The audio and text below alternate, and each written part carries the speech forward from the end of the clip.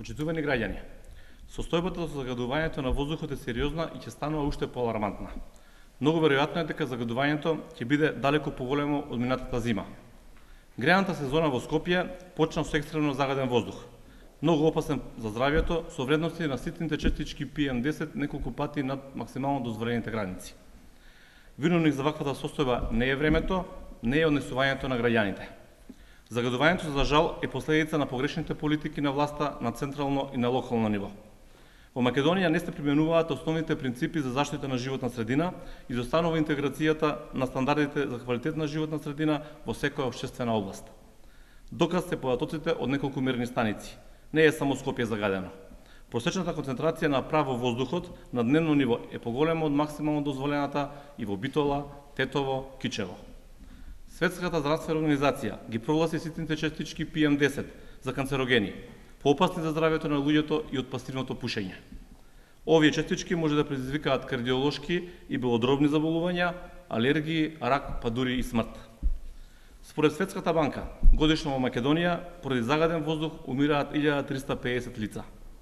И по фрапантен податок, државата ниту реализира, ниту има во план ефикасни мерки за спречување на загадувањето на воздухот.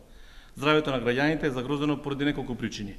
Увезениот шкарт на моторни возила, како автомобили, така автобуси, уништените и истечени дрвја, уништените зелени површини и нивната замена со бетон, лошото урбанистичко планирање, непочитување на стандардите за градење, непримената на гасот како еколошки енергенс, политички уцени и одложување на поставувањето заштитни филтри на поголемите загадувачи. Власта треба да ни одговори и на следните прашања. Зошто дозволија увоз на возила стари 10 до 15 години со евростандарди што емитуваат штетни материи 10 пати повисоки од оние што се застапени кај новите возила? Велат дека донеле закон што го забранува увозот на Евро 3 возилата, а не кажуваат дека тие возила се најмалку 18 години стари, со поголема потрошувачка на гориво во однос на новите возила, немаат рециклирачки материјал во својот состав. Овие возила отвараат и нов проблем, управување со овој отпад, што не е едноставно за решавање и нема да помине без лоши влијанија врз животната средина и здравјето на луѓето. Зошто секој парк или слободна зелена површина во градското подрачје, посебно во Скопје, го претворија во катна гаража? Тие стари возила што ги испуштаат штетните честички ќе се паркираат во најгусто населениот дел од градот, каде веќе нема природна циркулација на воздухот. Што направи владата да ги поддржи компаниите да можат да ги постават еколошките стандарди?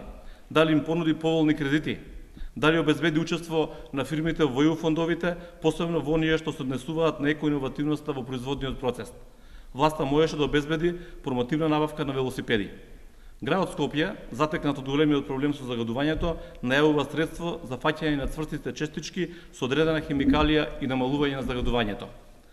Ние зборуваме за превенција, не за обиди за санирање на состојбата која ќе дојде до ниво на ескалација. И на крајот, ако парите од само еден споменик се пренасочеа за поправка на постојните или инсталирање на нови мерни станици за мерење на квалитетот на амбиенталниот воздух, во извештајот на Европската комисија ќе имавме барем една забелешка помалку. Благодарам.